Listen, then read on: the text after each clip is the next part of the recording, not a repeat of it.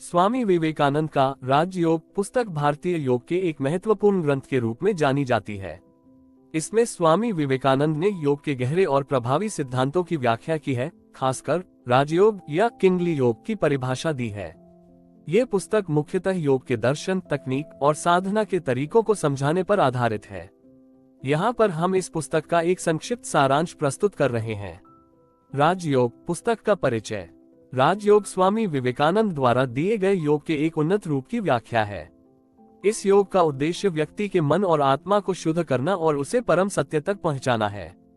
स्वामी विवेकानंद ने इस पुस्तक में विभिन्न योगों के प्रकारों पर चर्चा की है, जैसे ध्यान मेडिटेशन, समाधि मेडिटेशन और मानसिक शक्ति के प्रयोग का तरीका। योग का परिचय। स्वामी विवेकानंद ने योग को एक मानसिक विज्ञान के रूप में प्रस्तुत किया है। वे मानते थे कि योग केवल शारीरिक क्रियाएं नहीं है, बल्कि यह व्यक्ति के भीतर की मानसिक शांति और आत्मज्ञान प्राप्त करने की एक प्रणाली है। योग की मुख्य धारणा है कि ब्रह्मा और आत्मा एक है और हमारी आत्मा को इस सच्चाई का अनुभव करने के लिए योग की आवश्यकता है। राजयोग के 4 मुख्य अंग। स्वामी विवेकानंद के अनुसार राजयोग 4 मुख्य अंगों से बना है। ध्यान मेडिटेशन ये योग का सबसे महत्वपूर्ण अंग है। ध्यान से मानसिक शांति और आत्मज्ञान प्राप्त किया जा सकता है।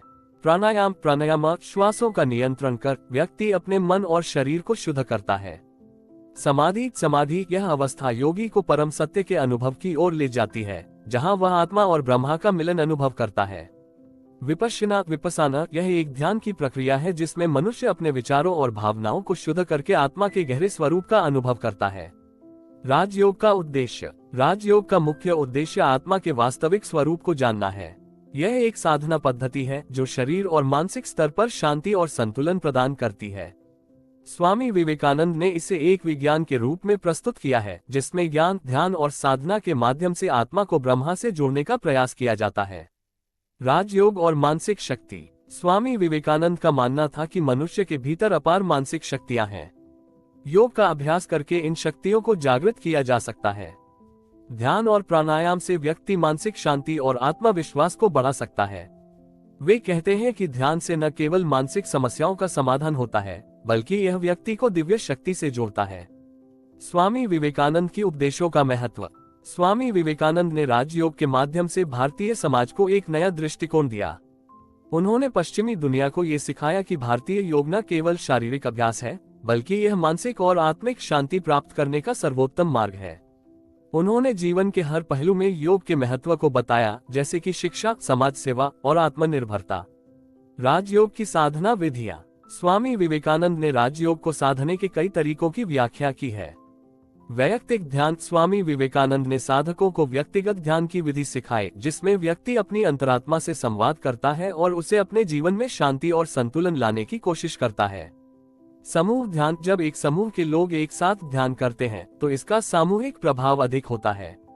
आध्यात्मिक साधना। ये योग के गहरे चरणों में से एक है, जिसमें व्यक्ति अपने जीवन के उद्देश्य और परमात्मा के साथ जुड़ने की प्रक्रिया में होता है। समाधि और आत्मज्ञान। राजयोग के सबसे ऊंचे स्तर पर समाधि की अवस्था आती है। समाधि वह स्थिति है जब व्यक्ति अपनी चेतना को पूरी तरह से शुद्ध कर लेता है और आत्मा तथा परमात्मा का मिलन होता है।